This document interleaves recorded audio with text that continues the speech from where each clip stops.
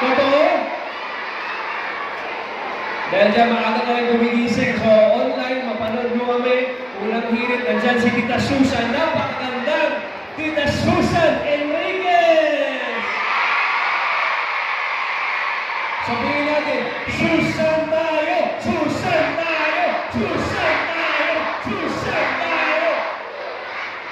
Kaya nalito ako dito ngayong umaga kung sino mas maganda. Si Tita Susan Enriquez or inyong pinakamagandang principal, si Madam Wilma. Sino ba